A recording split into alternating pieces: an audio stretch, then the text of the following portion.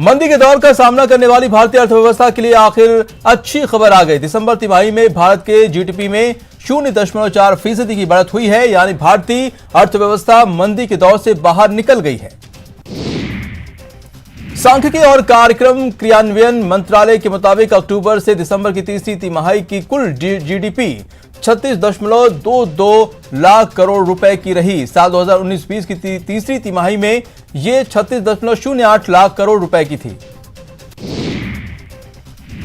चुनाव आयोग ने 4 राज्यों और केंद्र शासित प्रदेश पुडुचेरी में चुनाव की तारीखों का ऐलान कर दिया है। मुख्य चुनाव आयुक्त सुनील अरोड़ा ने पीसी कर चुनाव की तारीखों का ऐलान किया है। 27 अप्रैल से चुनाव शुरू होंगे और 2 मई को नतीजे आएंगे।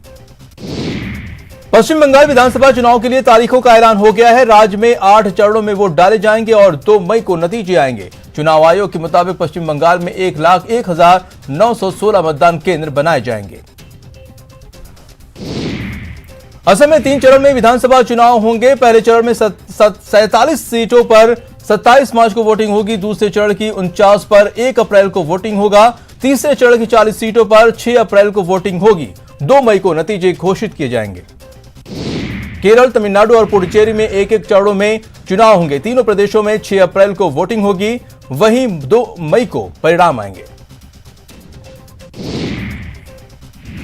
ममता बनर्जी ने पश्चिम बंगाल में 8 चरणों में मतदान कराए जाने को लेकर सवाल खड़े किए। ममता ने कहा कि 8 चरणों में चुनाव कराने से किसको लाभ होगा।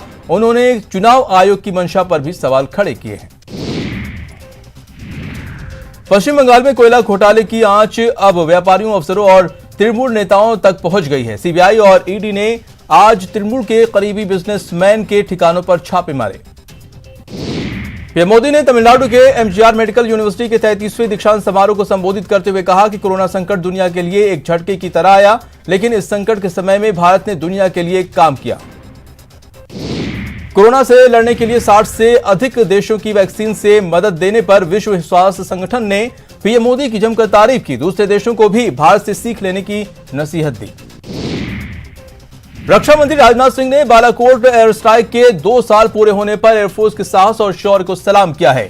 उन्होंने ट्वीट कर बालाकोट की सफलता ने आतंकवाद के खिलाफ कार्रवाई करने की भारत की दृढ़ इच्छा शक्ति को दिखाया है।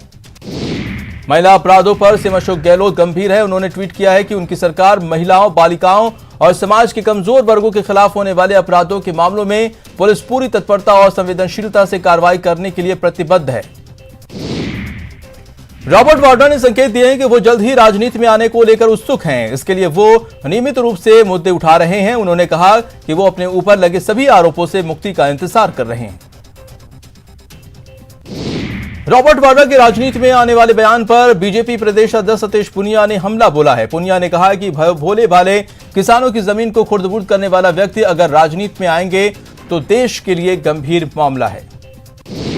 कल बीकानेर के श्रीडूंगरगढ़ और चित्तौड़गढ़ के मातृकुंडिया में कांग्रेस का किसान सम्मेलन होगा। सम्मेलन में सीएम अशोक गहलोत और प्रदेश प्रभारी अजय माकन और इसके अलावा कई दिग्गज नेता शामिल होंगे। सम्मेलन की तैयारियां पूरी कर ली गई हैं।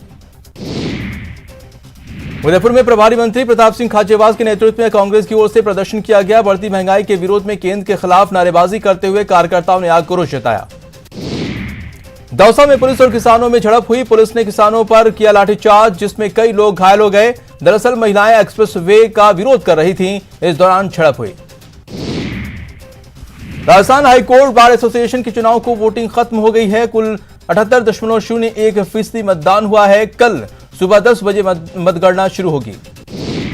जयपुर में एसीबी ने बड़ी कार्रवाई की है। समाज कल्याण विभाग के वेलफेयर ऑफिसर 20,000 की घूस लेते ट्रैप किए गए।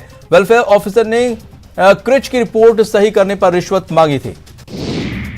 डूंगरपुर में पुलिस ने सेक्स रैकेट का भंडाफोड़ किया। पुलिस ने आशीर्वाद गेस्ट हाउस से 6 महिला समेत 12 लोगों को गिरफ्तार किया है। अलवर के भिवाड़ी में एक फैक्ट्री में भीषण आग लग गई है। आग की लपटें दूर दूर तक दिखाई दी। आग के कारणों का अभी तक खुलासा नहीं हो पाया है। जोधपुर पुलिस ने मोटरसाइकिल चोर गिरोह का पर्दाफाश किया है। पुलिस ने 2 वाहन चोरों को गिरफ्तार किया है, साथ ही 12 बाइक्स बरामद की है। अजमेर में ख्वाजा के दर अभिनेत्री सुहाली खान ने जियारत की और मजार शरीफ पर अकीदत पेश कर शांति और खुशहाली की दुआ मांगी। भारतीय कप्तान विराट कोहली ने इंग्लैंड के खिलाफ पहला डे नाइट टेस्ट जीतकर इतिहास रच दिया। इस जीत के साथ ही विराट कोहली घरेलू सरजमीं पर सबसे ज्यादा 22 टेस्ट मैच जीतने वाले भारतीय कप्तान बन गए हैं। स्वर्णनगर जैसलमेर में मरु महोत्सव की धूम है, जहां लोक कला और संस्कृति के हर रंग फिजा में घुल गया है। महोत्सव में अलग अलग सांस्कृतिक कार्यक्रमों का आयोजन हो रहा है।